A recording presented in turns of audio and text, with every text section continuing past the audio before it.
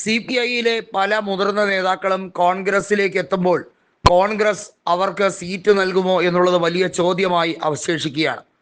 CPIയിൽ മുതിർന്ന നേതാക്കളായിട്ടുള്ള മുല്ലക്കര രത്നാകരനും സി ദിവാകരനും ഒക്കെ ശക്തമായി തന്നെ ഇടതുപക്ഷത്തിൻ്റെ സ്വഭാവത്തോട് വലിയ രീതിയിലുള്ള വിയോജിപ്പ് രേഖപ്പെടുത്തിയതാണ്. നമുക്കറിയാം, സി ദിവാകരനും അതുപോലെ ജി സുധാകരനും ഒക്കെ കോൺഗ്രസിൻ്റെ പല വേദികളിൽ പ്രത്യക്ഷപ്പെട്ട സാഹചര്യം ഉണ്ടായിരുന്നു. അത് വളരെ വ്യക്തമായി പറയുന്നത് CPIയുടെ നിലവിലുള്ള രാഷ്ട്രീയത്തെ എതിർക്കുക എന്നുള്ള ശൈലി തന്നെയാണ്.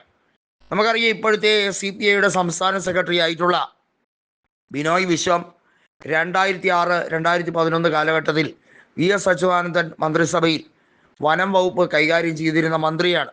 അന്ന് കൂടെ ഉണ്ടായിരുന്നവരാണ് സി ദിവാകരനും മുല്ലക്കര രത്നാകരനും ഒക്കെ. രാജേന്ദ്രൻ റവന്യൂ മന്ത്രിയായിരുന്ന സമയം കൂടിയായിരുന്നു അത്. ഇപ്പോഴത്തെ രാഷ്ട്രീയ സാഹചര്യം വളരെ വ്യക്തമായി നോക്കുമ്പോൾ CPIക്ക് പല രീതിയിലും കോട്ടങ്ങൾ സംഭവിക്കുന്നുണ്ട് എന്ന് മാത്രമല്ല, പല സീറ്റുകളിലും വലിയ തോതിലുള്ള ആശങ്കയും ഉണ്ട്. CPIയിലെ പല നേതാക്കൾക്കും ടേം കണ്ടീഷൻ ബാധകമാക്കുമ്പോൾ അതത് സിറ്റിംഗ് MLA-മാർ മറുകണ്ഠം ചാടുമോ എന്നുള്ള വലിയ ആശങ്കയും ഇപ്പോൾ പാർട്ടിക്കുള്ളിലുണ്ട്. അതിൽ ഒന്നാമത്തെ പേര് ചാത്തന്നൂരിലെ MLA ആയ CS ജയലാലിൻ്റെത്. അതുപോലെ തന്നെയാണ് CPIയിലെ ചന്ദ്രശേഖരൻ്റെ, അതായത് നിലവിൽ കാസർഗോഡ് കാഞ്ഞങ്ങാട് MLA ആയിട്ടുള്ള ചന്ദ്രശേഖരൻ്റെ പേര്. ഇത്തരത്തിൽ പലരുടെയും പേര് ശക്തമായി വീണ്ടും കേൾക്കുകയാണ്. മുഹമ്മദ് മൂസിൻ, പട്ടാമ്പി MLA ആയ മുഹമ്മദ് മൂസിൻ 2ാം തവണയാണ് വിജയിച്ചത്.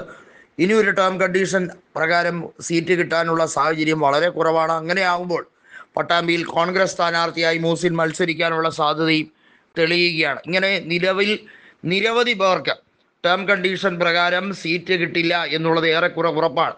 മന്ത്രിയാക്കപ്പെട്ടവരല്ലാത്ത പലർക്കും MLA-മാരിൽ ടേം കണ്ടീഷൻ ബാധകമല്ലായിരുന്നുവെങ്കിൽ ഇങ്ങനെയൊന്നും പൊട്ടിത്തെറി ഉണ്ടാകില്ലായിരുന്നു, അല്ലെങ്കിൽ ഇങ്ങനത്തെ പ്രശ്നങ്ങൾ ഉദിക്കില്ലായിരുന്നു എന്നാണ് സി ദിവാകരൻ തുറന്നടിച്ചിരിക്കുന്നത്.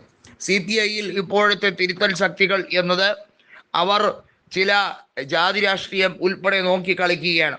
CPIയിൽ നായരാധിപത്യം വലിയ തോതിൽ ഉണ്ട് എന്നുള്ളത് സി ദിവാകരനും അതുപോലെ തന്നെ മുല്ലക്കര രത്നാകരനും ഒക്കെ വളരെ വ്യക്തമാക്കിയ ഒരു കാര്യം തന്നെയാണ്.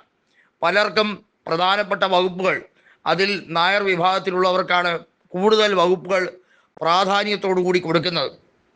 നിലവിൽ CPIയിലെ മന്ത്രിമാരായിട്ടുള്ള GR അനിൽ, അതുപോലെ തന്നെ ചിഞ്ചുറാണി എന്നിവരുടെ വകുപ്പ് തന്നെ നോക്കൂ. നായരായിട്ടുള്ള GR അനിലിന് കിട്ടിയിരിക്കുന്നത് ഭക്ഷ്യ സിവിൽ സപ്ലൈസ് വകുപ്പും, ഈഴവ വിഭാഗത്തിൽ നിന്നുള്ള ചിഞ്ചുറാണിക്ക് കിട്ടിയിരിക്കുന്നത് മൃഗസംരക്ഷണ വകുപ്പുമാണ്.